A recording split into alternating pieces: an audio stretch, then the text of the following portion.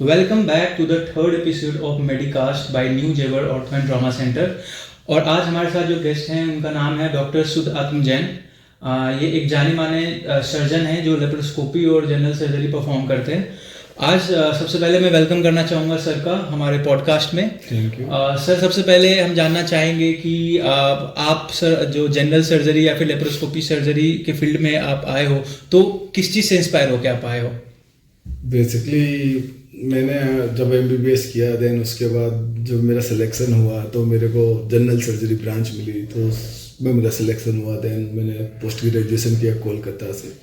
तो surgery branch थी इसलिए बीइंग अ सर्जन।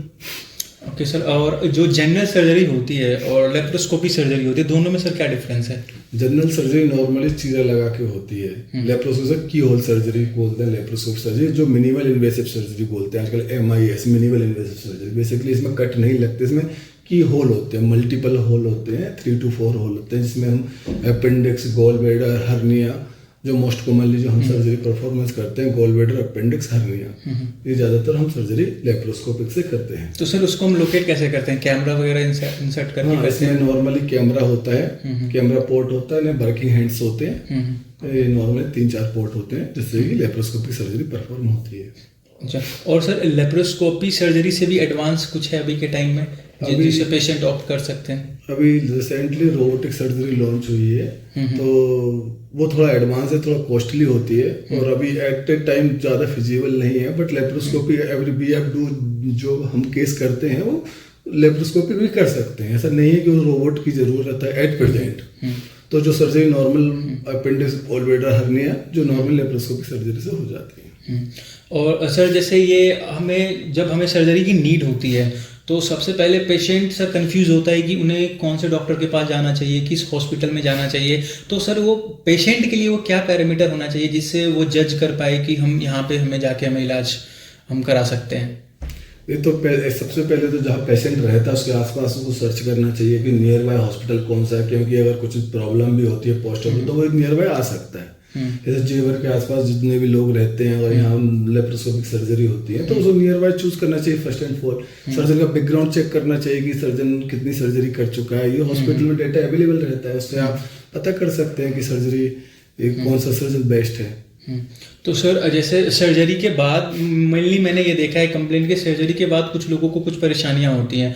जनरली बहुत सारी ऐसी परेशानियां होती हैं जो पेशेंट के एंड से ही होती है, या तो वो ठीक से उस चीज़ का ख्याल नहीं रखते या फिर कुछ प्रिकॉशंस होते हैं जो वो ठीक से नहीं पूरी करते हैं जिस वजह से उन्हें प्रॉब्लम होती है। तो सर वो कौन सी ऐसी प्रॉब्लम्स हैं जो जनरली देखी जाती है पोस्ट सर्जरी?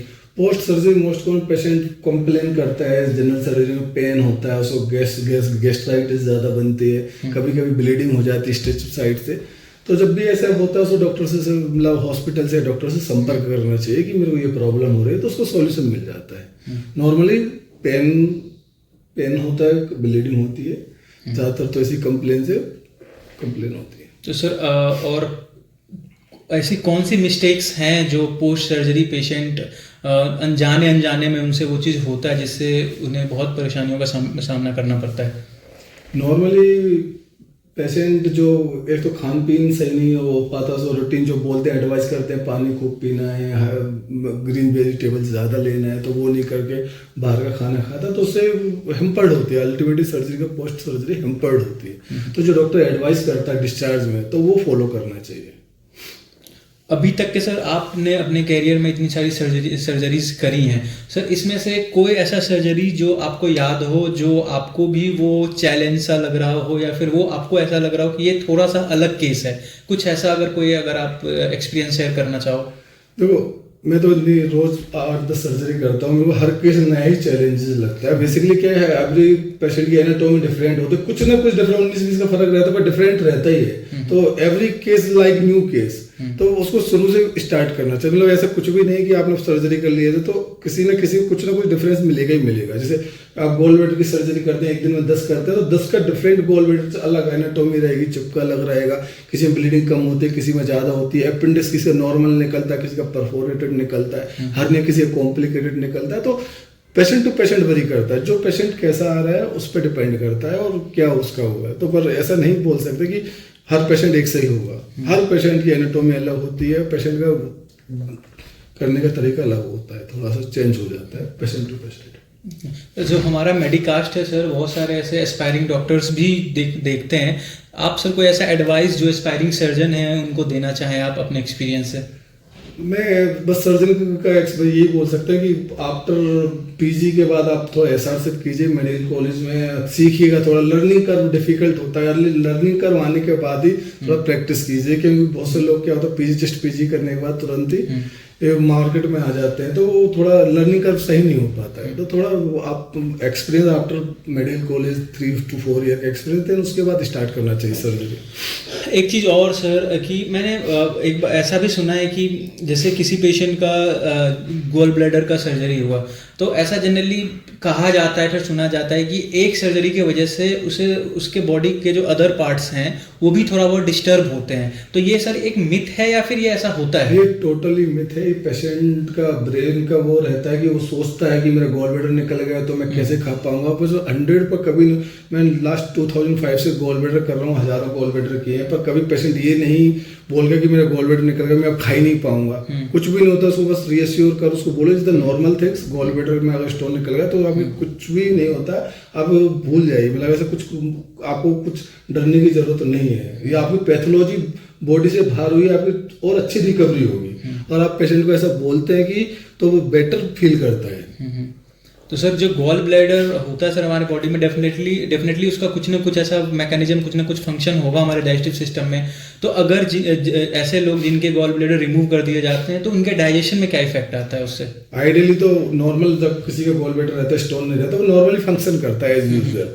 पर जिसके अंदर गॉल ब्लैडर स्टोन बन जाता है वो पैथोलॉजिकल हो जाता है। बेसिकली वो उसको बेनिफिट नहीं होता, उसको नुकसान करता है। तो उसकी बॉडी नुकसान करती है गॉल ब्लैडर। जब वो नुकसान गॉल ब्लैडर निकल जाता है बॉडी से तो वो बेटर फील करता है।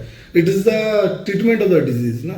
वो कभी ये नहीं बोल सकते कि मेरे जिसका नहीं निकला और मेरा डाइजेशन है उसको बेटर लगेगा वो, क्योंकि जो पहले गॉल ब्लैडर में स्टोन था जो प्रॉब्लम कर रहा था वो प्रॉब्लम क्रिएटर था, वो क्रिएटर खत्म कर दिया तो वो सॉल्वर हो गया। मतलब अब नहीं है वो प्रॉब्लम, तो पेशेंट बेटर फील करता है। और सर गॉल ब्लैडर रिमूवल के बाद ऐसे कौन सी फूड है जिसे हमें अवॉइड करना चाहिए? इनिशियली एज माय ओपिनियन ऐसे कोई बहुत ज़्यादा फूड अवॉइड करने की जरूरत नहीं पड़ती है। इनिशियली 1-2 हफ्ते आप spicy and high fatty diet थोड़े अवॉइड कीजिए। अदरवाइज आप तो 1-2 वीक आप जो नॉर्मल आपको बॉडी को पचे वो ले सकते हैं। ऐसा नहीं है कि आपको बिल्कुल ही घी तेल नहीं खाएंगे या स्पाइसी फूड नहीं खाएंगे, ऐसा कुछ भी नहीं। पेशेंट टू पेशेंट वेरी करता है, पेशेंट का मन कितना वो है स्ट्रॉन्ग है। और ऐसा कुछ भी मैंने आज तक नहीं देखा है कि मैंने ऑपरेशन किया हजारों, नहीं तो आज अगर मैं इतने ऑपरेशन करता हूँ और कोई पेशेंट आएगा मेरे पास तो लाइन लग जाएगी, मैं प्रॉब्लम पर आज तक कोई नहीं आया। इसका मतलब कोई प्रॉब्लम नहीं है। ये ऑपरेशन के बाद अगर पेशेंट को प्रॉब्लम होती है खाने पीने को, आपके पास जरूर आएगा जिसने ऑपरेशन किया है। पर ऐसा कुछ भी नहीं है कि फैटी नहीं, कि सब खाते हैं। आफ्टर 1-2 वीक आफ्टर सब आगे स्टिच करने के बाद जब पेशेंट आता तो ही feel very good, you also feel very good. और सर अगर हम किडनी की बात करें तो ऐसी कौन से सिम्टम हैं जो एक साइन है जिससे हम ये सोच सकते हैं कि हमें किडनी से रिलेटेड कुछ प्रॉब्लम है, अगर हमें डॉक्टर को दिखानी चाहिए? एज ए सर्जन किडनी में नॉर्मली स्टोन होते हैं, यूरिट्रिक स्टोन होता है, उसमें पेन होता है, पेशाब में जलन होती है, बर्निंग सेंसेशन, ये सब कुछ रहता है। अगर ये होता है तो उसको प्रॉब्लम दिखाना चाहिए। पेशाब से रिलेटेड अगर यूरिन करने में प्रॉब्लम हो रही है, इमेच्योरिया हो रहा है तो दिखाना चाहिए। तो सर आपके अकॉर्डिंग जो मोस्ट कॉमन केस है जनरल सर्जरी का वो क्या है? As now is the most common surgery we are doing the laparoscopic surgery, gall bladder surgery दूरबीन से की जाती है, मोस्ट कॉमन सर्जरी है। देन उसके बाद हम अपेंडिक्स करते हैं लेप्रोस्कोपिक, देन हर्निया करते हैं, देन उसके बाद प्रोक्टोलॉजी में जो पाइल सीजर फिस्टुला पाइलोडेंटल साइनस, ये भी बहुत कॉमन आजकल लेटेस्ट लेजर सर्जरी है, उसका भी बहुत एडवांटेज है। नॉर्मली मैं आपको बताना चाहूँगा लेप्रोस्कोपिक जो सर्जरी होती है लेस इन्वेसिव होती है, पेन कम होता है, रिकवरी फास्ट होती है, पेशेंट जल्दी घर पे चला जाता है एंड अर्ली मोबिलाइजेशन रहता है, तो पेशेंट को बहुत बेनिफिट होता है laparoscopic as compare. As a laser surgery भी होती है, पाइल्स के लिए होती है, फिशर के लिए, तो फिस्टुला के लिए होती है, ये बहुत एडवांटेज होती है। एक तो सबसे पहले से बेनिफिट ऑफ ब्लीडिंग कम होती है as compare to open surgery, pain कम होता है as compare to open surgery, scar नहीं बनता है as compare to open surgery, recurrence rate कम होते हैं as compare to open surgery, and wound healing बहुत फास्ट होती है as compare to open surgery. तो 4 to 5 बेनिफिट लेजर सर्जरी के होते हैं जो ओपन में नहीं मिलते हैं। तो definitely is a very good surgery.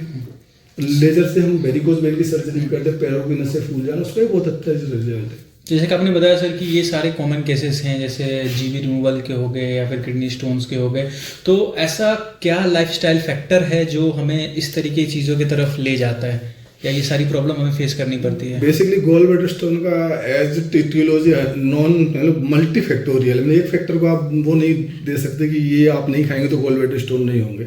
Multi factorial, आपकी लाइफ स्टाइल सेडेंटरी, आप फैटी मील खाते हैं, मतलब बहुत से रीजन होते हैं। प्रेगनेंसी भी एक इशू होता है कि जिसके कारण गोल स्टोन ज़्यादा बनते हैं, फीमेल में ज़्यादा बनते हैं। पर एज ऑफ नाउ की मल्टी फैक्टोरियल डिजीज होती है। बस यही है कि आप खान पीन सही रखिए तो थोड़ा कम बनेगा। जो रेशियल भी होती है, जैसे गंगा यमुना बेल्ट होती है, उसमें भी बहुत गोल ब्लैडर स्टोन होते हैं।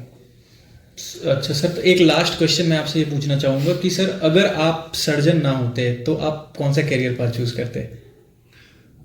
देखिए, अब ये तो कह पाना मुश्किल है। एक्चुअली मेरी फैमिली पूरी बिजनेस क्लास है, मैं ही अकेला घर में डॉक्टर हूँ। अच्छा। अदरवाइज इस डॉक्टर नहीं बनता तो मेरे फादर ने मेरी व्यवस्था कर रखी हुई थी, बिजनेसमैन बन जाता। ज़्यादा सेफ साइड ऑफ मतलब फैमिली के बैकग्राउंड बहुत अच्छा है, इसके लिए मतलब हमको ऐसा नहीं कि अगर डॉक्टर नहीं रहे, पढ़ाई नहीं की तो बिजनेसमैन बन जाते, बस यही। तो सर जो हमारे जो हॉस्पिटल है न्यू जेवर हॉस्पिटल एंड ट्रॉमा सेंटर, जो यहाँ ग्रेटर नोएडा और जेवर के आसपास के लोग हैं, वो हमें अभी हम, क्योंकि अभी हमने नया ही स्टार्ट किया है यहाँ पे, तो काफ़ी रिस्पांस अच्छा आ रहा है और इसमें सर आपका भी बहुत बड़ा योगदान है। तो सर आप यहाँ के आसपास के लोगों को क्या मैसेज देना चाहेंगे? मैं यहाँ के आसपास लोगों को ये न्यू जेवर ट्रॉमा हॉस्पिटल बहुत अच्छा हॉस्पिटल नियर बाय जेवर के, और डॉक्टर अभी मित्तल सर भी बहुत अच्छे ऑर्थोपेडिशियन सर्जन है। एंड यहाँ सब व्यवस्था है, लेप्रोस्कोपी पूरी सर्जरी होती है, लेजर पूरी सर्जरी होती है, जनरल सर्जरी भी पूरी होती है। फ्यूचर में हम रोबोट भी ला सकते हैं, वो आपको फ्यूचर में हम बताएंगे कब रोबोट आने वाला है। सस्पेंस। तो सर अभी हमने सर एजुकेशन के भी पार्ट पे भी हमने बहुत सारी चीज़ें स्टार्ट की हैं, जैसे कि ये मेडिकास्ट हो गया, या फिर हमारे वेबसाइट पे बहुत सारे ऐसे एजुकेशनल आर्टिकल्स भी अभी अवेलेबल हैं हर डिजीज से रिलेटेड। अगर कोई पेशेंट चाहे कि हम थोड़ा सा एडुकेट, हम पेशेंट को चाह रहे हैं कि पेशेंट के साथ साथ जो कॉमन मैन है, कॉमन लोग हैं, उनको भी हम एडुकेट करें, अवेयर करें, तो उसी की एक पहल है ये मेडिकास्ट। और मुझे सर बहुत अच्छा लगा आप हमारे साथ इस मेडिकास्ट में जुड़े, and very nice to meet you. और मैं लास्ट अपने ऑडियंस को ये कहना चाहूँगा कि आप किसी भी डिपार्टमेंट में चले जाओ, किसी भी बीमारी के बारे में बात करो, सिंपल एक चीज़ जो कॉमन निकल के आ रही है, जैसा कि आपने प्रीवियस एपिसोड्स में भी देखे होंगे, लाइफस्टाइल एक बहुत बड़ा की फैक्टर है। अगर हम अपनी लाइफस्टाइल को सही तरीके से प्रैक्टिस करते हैं, हम अपने लाइफस्टाइल में सही चीज़ें को इंक्लूड करते हैं, बुरी चीज़ों से दूर रहते हैं, तो बहुत सारी ऐसी चीज़ें हैं जिसे हम अवॉइड कर सकते हैं। तो बने रहिए हमारे इस मेडिकास्ट में, और हम मिलेंगे एपिसोड 4 में एक नए टॉपिक के साथ और एक नए गेस्ट के साथ। Thank you so much.